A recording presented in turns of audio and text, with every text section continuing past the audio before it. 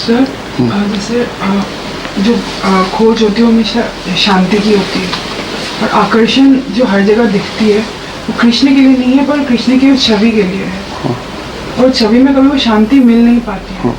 फिर भी मन कितना बड़ा छल कर लेता है कि वो देख नहीं पाता। मतलब एक आशा तो रह जाती है ना कि इस छवि के पीछे भागते भागते ही वो शांति पा लेंगे। ये धोखा इतना रहता क्यों, मतलब कभी देख क्यों नहीं पाते हैं? थोड़ी जल्दी मचाइए, थोड़ा शोर मचाइए।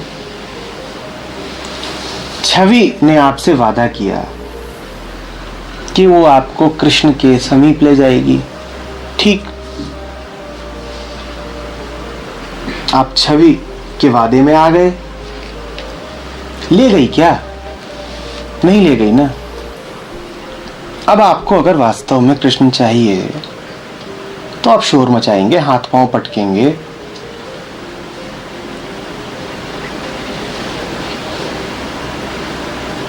आप कहेंगे ये तरीका तो नहीं चलेगा। आपने किसी दुकान से एक बार सामान खरीदा और जो खरीदा उससे वो नहीं मिला जिसका आपको वायदा किया गया था, तो आप चुपचाप जाके दूसरी बार खरीद लेंगे, और फिर तीसरी बार, और फिर चौथी बार, और 500वीं बार, अनंत बार। आप अगर वास्तव में गंभीर हैं कि आपको शुद्ध सौदा चाहिए तो आप उस दुकान में जाना बंद कर देंगे। आप कहेंगे ठगता है। पहली बार ठगे जाने में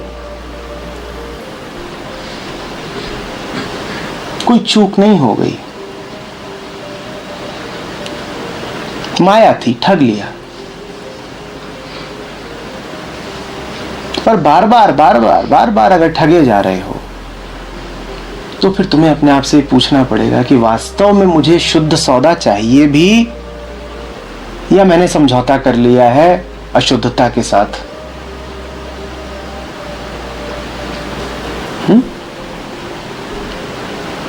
एक बिंदु ऐसा भी आता है कि नकली सामान के इतने आदी हो जाते हो कि असली मिले भी तो भी नहीं लेते।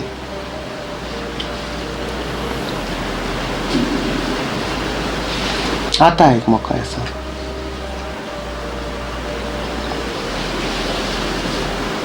मेरे एक परिचित थे, उनका पहाड़ों पे घर था। वो जब भी घर जाते थे उनकी तबीयत और पेट सब खराब हो जाते थे। बोलते थे यहाँ की हवा में वो मजा ही नहीं आता जो दिल्ली की हवा में है। नशा है डीजल के धुएं में। यहां आता हूं तो ऐसा लगता है जैसे फेफड़े सूख गए।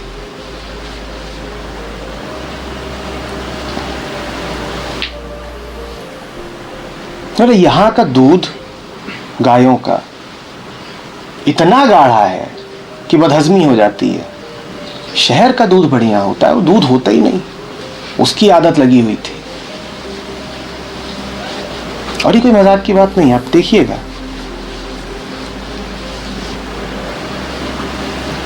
यहां का पानी, ये कोई पानी है? न क्लोरीन है, न केमिकल है।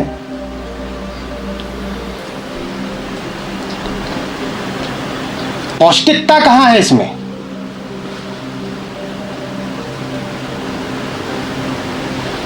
वो वैल्यू एडेड पानी होता है, उसमें पानी के साथ इतने सारे केमिकल भी दिए जाते हैं शहर में।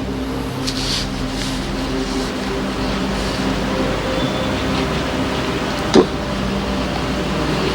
हम में से अधिकांश लोगों की यही स्थिति है। इतनी बार ठगे गए हैं कि अब ठगा जाना हमारी आदतों में शुमार हो गया है। और अब अगर कोई ठगे नहीं तो वो ठग लगता है। जो ठगे वो घर का लगता है, परिचित, अपना। और जो ही ना ठगे उस पे संदेह होता है। अच्छा, ठग नहीं रहे हो, इसका मतलब बड़ी लूट का इरादा है।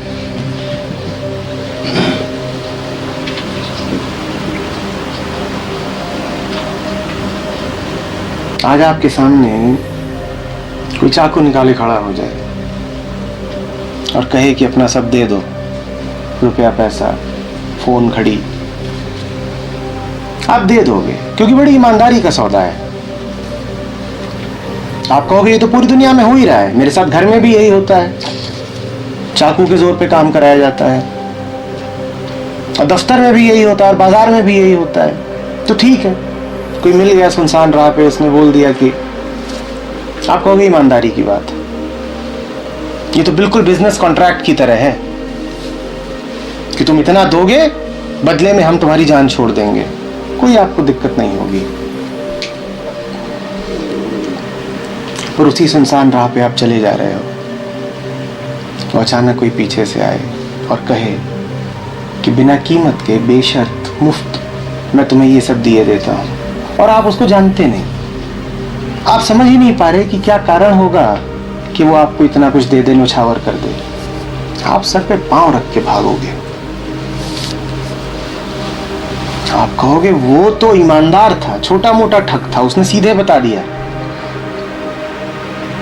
कि प्राणों के बदले में इतना पैसा। यहां घपला कुछ ज्यादा बड़ा है, ऐसी आदत हो गई। अब परमात्मा तो ऐसे ही मिलता है ना, चलते चलते यूं ही कोई मिल गया था, वो मिल जाता है और जब देता है तो आप कहते हो इससे बड़ा ठग नहीं होगा।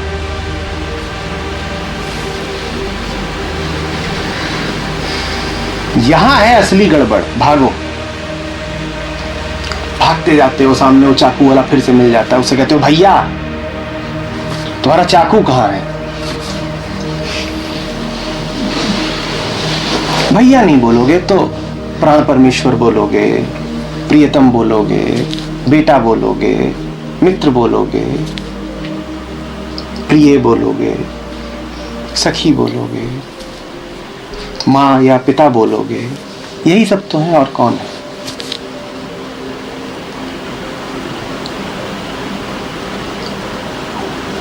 गुरुदेव बोलोगे, यही सब तो है।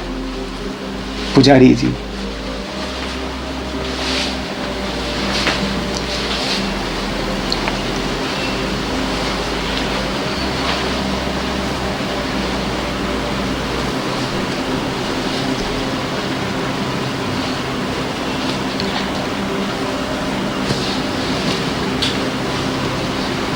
आपने बोला कि अगर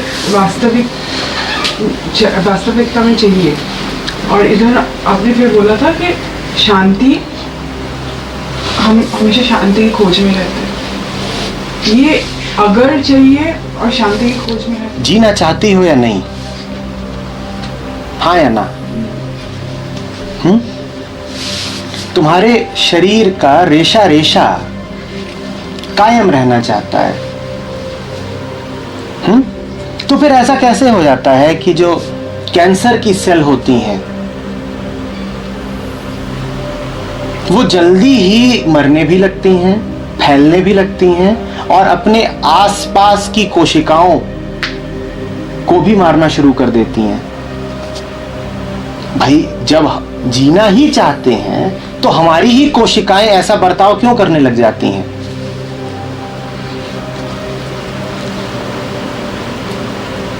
जवाब दो। तुमने सवाल पूछा कि एक और तो आप ये कह रहे हैं कि हम सब के प्राणों की प्यास है कृष्ण, दूसरी ओर आप ये भी कह रहे हैं कि जब कृष्ण मिल जाते हैं अनायास ही रास्ते में तो हम सर पे पांव रख के भाग लेते हैं। तो तुम पूछ रही हो कि ये अंतर विरोध कैसे? मैं पूछ रहा हूं तुम्हारे शरीर में ये विरोध कैसे है कि एक और तो तुमको जरा सी चोट लग जाए तो तुम्हारा शरीर विद्रोह कर देता है, करता है या नहीं करता है? तुम्हारे शरीर के किसी हिस्से पे दबाव पड़ रहा होगा, थोड़ी देर में वहां दर्द होगा, ये दर्द शरीर का विद्रोह है।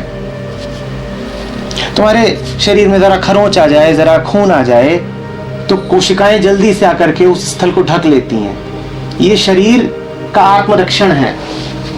दूसरी ओर वही शरीर तुम्हें पता भी नहीं चलता और भीतर ही भीतर कैंसर बन के अपने आप को ही खाना शुरू कर देता है। ये अंतर्विरोध क्यों?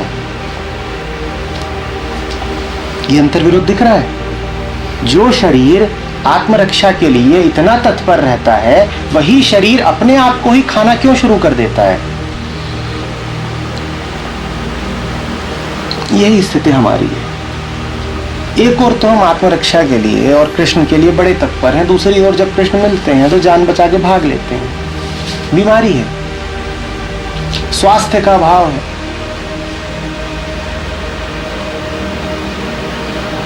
कैंसर में भी देखो होता क्या है, जो कोशिका है, जो सेल है, वो वास्तव में जल्दी से मरना नहीं चाहती। वो जानती हो क्या कोशिश कर रही है? वो फैलना चाहती है, जरा महत्वाकांक्षी है, उसे जीवन में बहुत कुछ चाहिए, विस्तार करना है उसे अपना। कहीं से एमबीए करी होगी, किसी मल्टीनेशनल में ट्रेनिंग लेके आई होगी, तो यही जानी है कि इतना क्या इंतजार करना कि हर 20वें दिन अपना विस्तार करो कि विभाजन करो। जहां विस्तार और विभाजन 20वें दिन होना है, उसका हर दूसरे दिन होना शुरू हो जाता है। और यही तो बीमारी है ना, कि तुम अपना स्वभाव भूल गए और अपने स्वभाव से हटकर तुमने कुछ और करना शुरू कर दिया। इसी का नाम तो बीमारी होता है। जो काम हर 20वें दिन होना चाहिए था, तुमने हर दूसरे दिन शुरू कर दिया। यही कैंसर है, यही हमारी आध्यात्मिक बीमारी है। पाने की लालसा इतनी ज्यादा है कि पाने से दूर छिटकते जाते हो।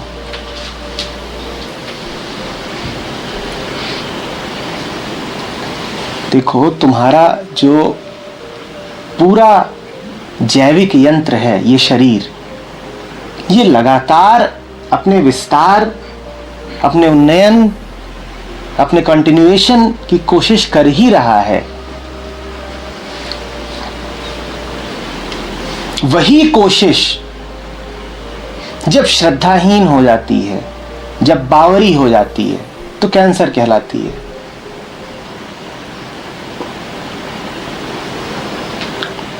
कैंसर और कुछ नहीं है, फैलने की बेसुध कोशिश का नाम कैंसर है।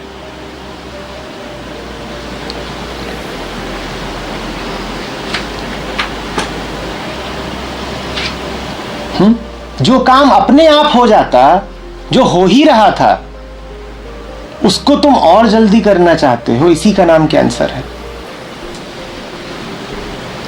और ये करके खुद तो मरते ही हो, अपने पड़ोसी को भी मार देते हो।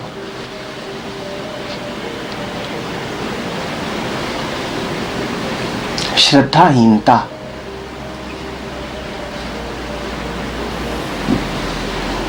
मिल भी जाते हैं कृष्ण तो ठग लगते हैं।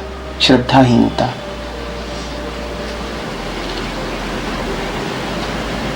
शरीर इन कोशिकाओं को लगातार संदेश भेजता है, स्मरण कराने की कोशिश करता है कि देखो तुम लोग गलत कर रही हो।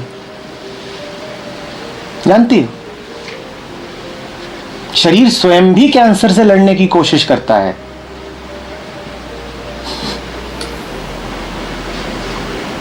एक आध मामले ऐसे भी सामने आते हैं जिसमें कैंसर स्वतः ही ठीक हो गया। वो वही है कि यहां गुरु बैठा है और लीवर में कैंसर फैल रहा है, उसने याद दिलाया उन्हें बार बार कि क्यों बेसुध हुए जाते हो, क्यों परेशान और बेचैन हुए जाते हो, क्यों इतनी तेजी से अपना विभाजन और विस्तार कर रहे हो। और उन कोशिकाओं को कुछ याद आ गया, वो अपने स्वभाव में वापस लौट गईं, कैंसर अपने आप ठीक हो गया। पर ऐसा लाखों में किसी एक मामले में होता है। तो याद दिलाया जाता है पर विश्वास ही नहीं है, भरोसा ही नहीं है। अपनी अक्ल पर ज्यादा भरोसा है ना। वो कोशिका कहती है, वो नन्ही सी, हम जानते हैं सब, हमें ना बताओ, हमारी जिंदगी छोटी सी है, उसमें हमें कुछ हासिल करना है कि नहीं,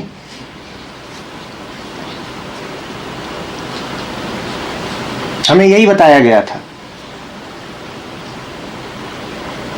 कि जीवन का अर्थ है ये पाना वो कमाना। अपनी अक्ल और अपनी होशियारी के हिसाब से कैंसर की कोशिका बड़ी चतुर है।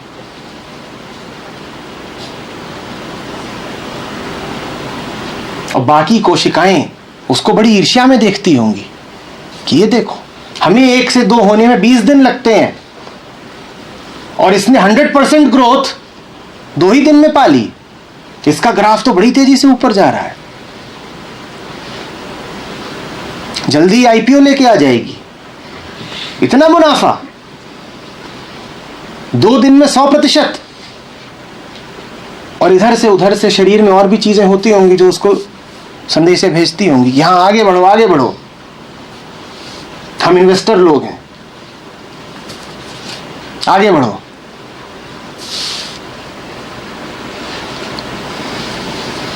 और होते होंगे कुछ राजनेता इधर उधर, वो आकर के उसे देह रत्न,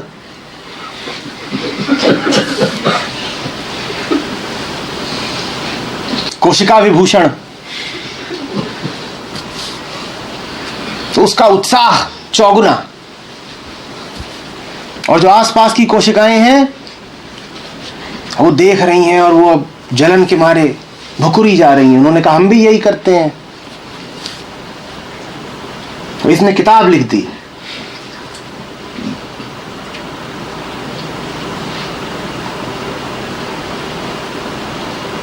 हाउ टू मल्टीप्लाई फास्ट।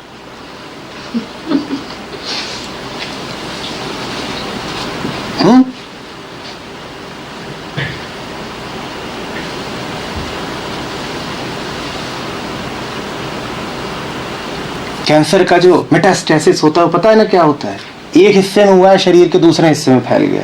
अब दूसरे हिस्से में क्या था, वहां तक खबर पहुंची, वहां माँ बाप बैठे थे, उन्होंने कहा अच्छा वहां पे ऐसा हो रहा है, कैसे हुआ? बोले वो MBA करके आई थी।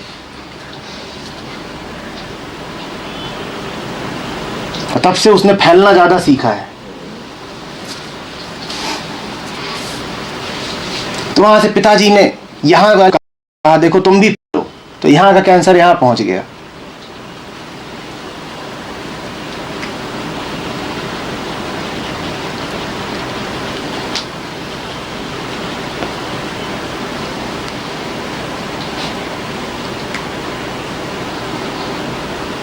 अब ग्रोथ रेट तो यही होता है।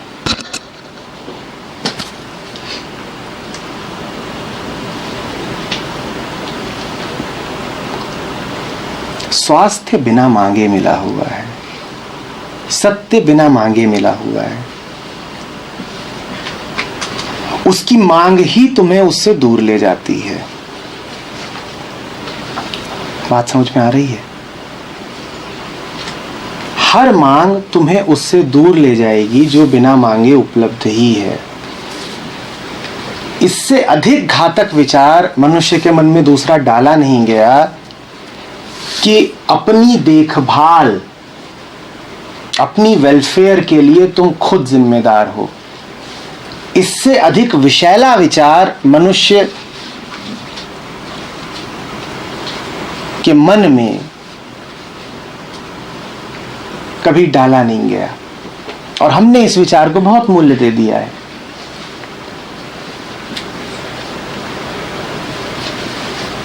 इसी को कर्ता भाव कहा जाता है।